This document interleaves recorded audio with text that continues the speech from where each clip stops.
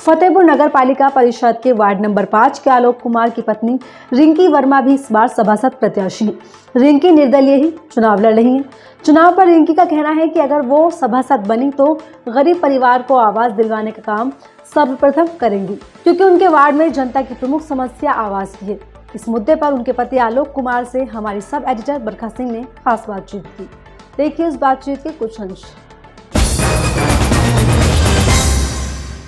आज हम मौजूद हैं फतेहपुर के वार्ड नंबर 5 में, जहां पर हमारे साथ सभासद प्रत्याशी आलोक कुमार जी है। आलोक जी, आपका हमारे चैनल में स्वागत है। धन्यवाद। आलोक जी बताइएगा कि आपने राजनीति में कैसे कदम रखे? आप तो एक किसान हैं। एक्चुअली मैं पढ़ता था बाहर पहले, और उसके बाद आया क्षेत्र में जी। जब पढ़ाई हमारी खत्म हुई, x-ray technician medical faculty Lucknow से जी किया हुआ है। उसके बाद आया क्षेत्र में, देखा कुछ समस्याएं हैं लोगों के पास, नाली की समस्या, खड़ंजे की समस्या। पहले होता था कि कहीं का ग्राम प्रधान हो जाता था तो जिस गांव का ग्राम प्रधान होता था, जो जिस गांव से उसको वोट मिलती थी वहां से उसको आवाज दिया जाता था। जिस गांव से वोट नहीं मिलती थी वहां को जीतने के बाद दोबारा मुड़ के नहीं देखता था। इस सब क्षेत्रों में देखा, काम देखा, घुमा डाला, फिर मन बनाया चुनाव लड़ने का। बड़े बुजुर्गों का सलाह ली जो है, फिर उन्होंने कहा ठीक है चुनाव लड़े, जीत गए। तो आप मतलब इससे पहले आप प्रधान रह चुके हैं? हाँ, इसके पहले मैं ग्राम प्रधान रह चुका हूँ फतेहपुर देहात, जो कि अब की बार टाउन में सम्मिलित कर दिया गया है। तो आपने इस बार कोई रूपरेखा तैयार की है कि कैसे आप सभासद बनेंगे, तो क्या क्या कार्य करेंगे? बहुत सारे कार्य हैं, छोटे छोटे कार्य हैं जो ग्राम पंचायत पहले से नहीं जुड़ी हुई थी, जुड़ी हैं। तो नाली की समस्याएं हैं, कहीं कहीं बहुत गरीब घर हैं, आवास, प्रधानमंत्री आवास योजना के तुमको आवास मिलना चाहिए। बहुत सारी समस्याएं हैं, राशन संबंधी समस्याएं हैं। मैं देख रहा हूँ कि बहुत सालों से जिसका लाल कार्ड बना हुआ था, गरीबी रेखा वाला, वही लाल कार्ड चलता आ रहा। आज उसकी 2 मंजिल बिल्डिंग खड़ी हुई है, 2 मंजिला, उसका भी लाल कार्ड बना हुआ है। और अपनी इच्छा ये है कि उनका लाल कार्ड वो कट करके कम से कम जो पात्र व्यक्ति अब नीचे हैं उनको दिया जा सके। ऐसी समस्याएं हैं बहुत सारी। मतलब गरीबों को उनकी सुविधाएं भी नहीं मिल पा रही? नहीं मिल पा रही है। जिसका लाल कार्ड बने हुआ था 40 साल, 60 साल, 70 साल हो गए, उसी का लाल कार्ड चला आ रहा है। और वो आज तब गरीब थे, अब सक्षम हो चुके हैं, तो उस हिसाब से उसका भी कार्य होना चाहिए। तो बहुत सारे कार्य हैं ऐसे छोटे छोटे। हमने आपके वार्ड में, हम जब क्षेत्र में गए तो देखा कि बहुत सारे कार्य ऐसे हैं जो नहीं हुए हैं। जैसे स्वच्छता का यहाँ पे बहुत अभाव है, बहुत कमी है स्वच्छता की। और हमने ये भी देखा कि कुछ जगह हैं जो बने भी नहीं है ढंग से, रास्ते नहीं बने हुए हैं। तो यदि आप सभासद इस बार बनते हैं तो क्या क्या कार्य करवाएंगे आप? देखिए, स्वच्छता तो बहुत जरूरी है। जैसे कि माननीय पीएम माननीय मोदी जी की जैसे स्वच्छता अभियान था, उसमें बहुत कार्य किया गया। उसके बावजूद भी गाँव में उतनी स्वच्छता नहीं है, जिस पे काम किया जाएगा। आगे भी काम करते रहेंगे ऐसे ही, अगर चुनाव जीत के आए तो कार्य करके आप दिखाएंगे जनता को? जी बिल्कुल बिल्कुल बिल्कुल। आपने और कुछ सोच के रखा है, कोई वादे जो आप जनता से करना चाहते हैं कि ये कार्य हम करके दिखाएंगे यदि हम सभासद बनते हैं तो? देखिए, बहुत सारे काम हैं, जैसे कि आवास सबका एक हो ही गया। कई जगहों पे गंदे पानी की समस्या है गाँव में।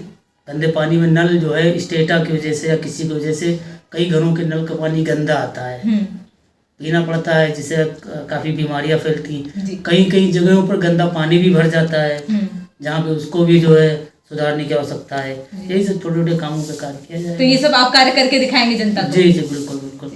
जनता जानना चाहती है हमारा ये जो सभासद प्रत्याशी ये कितना शिक्षित है?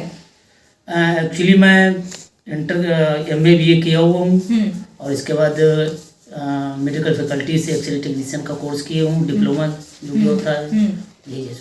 मतलब आप इतने शिक्षित भी हैं, और एक शिक्षित अगर हमारा सभासद या प्रधान या चेयरमैन आता है तो वार्ड का अलग ही, क्षेत्र का अलग ही उस प्रभाव पड़ता है, अधिक विकसित होता है। ये तो बात बिल्कुल सत्य है। और तो आपने शिक्षा के क्षेत्र में भी कुछ सोच के रखा होगा? शिक्षा के क्षेत्र में बहुत सारे काम हमने किए। जैसे कि आपने सुना होगा, पहले किसी भी ग्राम पंचायत में कहीं भी कार्यक्रम नहीं होते थे बच्चों के, तो जब मैं जीत के आया तो सबसे पहले प्राथमिक विद्यालय में छोटे बच्चों के 15 अगस्त 26 जनवरी को बढ़िया कार्यक्रम जैसे प्राइवेट स्कूलों में होते हैं वैसे हमने बिल्कुल कार्यक्रम करवाए।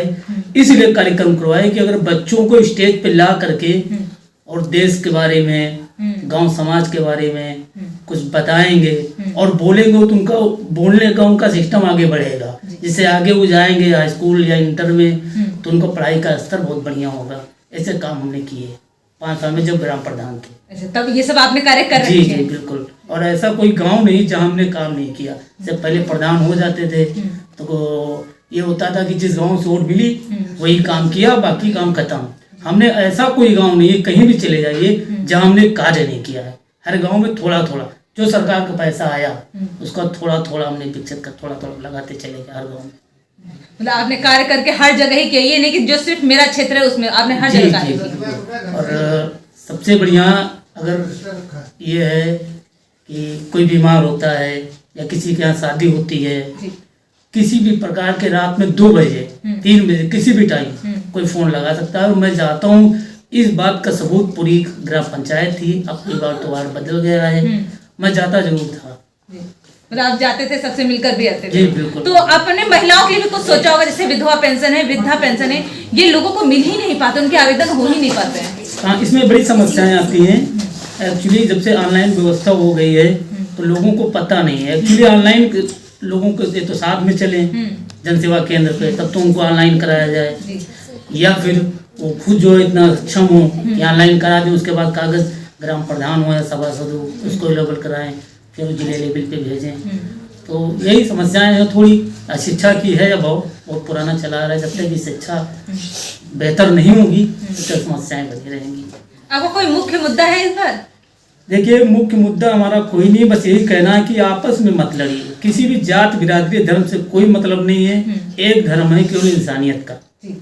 उसी चीज को लेकर मैं चुनाव लड़ रहा हूँ, बाकी मेरा कोई मुद्दा नहीं है। आप जनता से कुछ कहना चाहते हैं हमारे चैनल के माध्यम से? बस यही कहना चाहते हैं कि सब लोग सबसे पहले तो मैं ग्राम प्रधान रहा 5 साल, अब की बार खिरिया, तकिया और आपका जो है चक्काजीपुर, चकलोरिया, ये ग्राम नए जुड़े हैं हमारे वार्ड में। ये लोग पता करें हमारे बारे में कि मैं 5 साल रहा, मैंने प्रधानी कैसे की, लोगों की ये हमने मदद नहीं की या कार्य नहीं किया।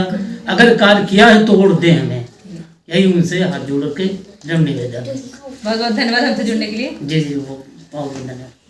ये थे हमारे साथ सभासद प्रत्याशी आलोक जी, जिनका कहना है कि वो यदि इस बार सभासद बनेंगे तो बहुत सारे कार्य करके दिखाएंगे, और उन्होंने बहुत सारे कार्य किए हैं। वो इससे पहले प्रधान रह चुके हैं, उन्होंने प्रधानी में भी बहुत सारे कार्य किए हैं, हर गांव में कुछ न कुछ कार्य करके दिखाए हैं। वो पढ़े लिखे हैं, वो युवा हैं, उनके सोच विचार भी नए हैं। अब तो ये देखने वाली ही बात होगी जनता उनका कितना सपोर्ट करती है, कितना समर्थन करती है। आलोक वैसे तो प्रतिनिधि के तौर पर काम करेंगे, वो इससे पहले प्रधान प्रतिनिधि रह चुके हैं। जनता की समस्या का समाधान कैसे करते हैं ये तो बखूबी जानती है, लेकिन इस बार जनता उन्हें अपने सभासद प्रतिनिधि के रूप में स्वीकार करना चाहती है या नहीं, ये तो चुनाव वाले दिन ही पता चल जाएगा। N News साथ सच का।